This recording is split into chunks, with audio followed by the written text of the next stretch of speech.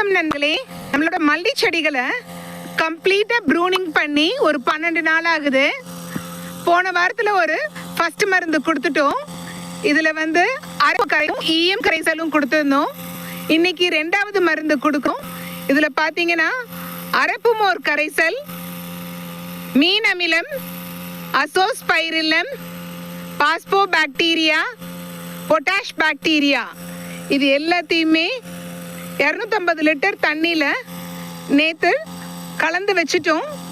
இப்போ நல்ல நுண்ணுயிர்கள் பெருகி இருந்தது. இது இப்போ நம்மளோட மல்லி செடிகளுக்கு ஸ்ப்ரேவாக கொடுக்குறோம். இது கொடுக்கறதுனால நம்ம மல்லி செடிகளில் நிறைய அரும்பு கட்டுறதை பார்க்க முடியும். இந்த மஞ்சளாக இருக்கிறதெல்லாம் இந்த மீன் அமிலம் பச்சை பச்சையில் மாற்றி விட்டுடும். அதுவும் இல்லாமல் இதனால நம்ம செடிகளுக்கு தலைச்சத்து, மணிச்சத்து, சாம்பல் சத்து கிடைக்கிறதுக்கு ரொம்ப ஹெல்ப்ஃபுல்.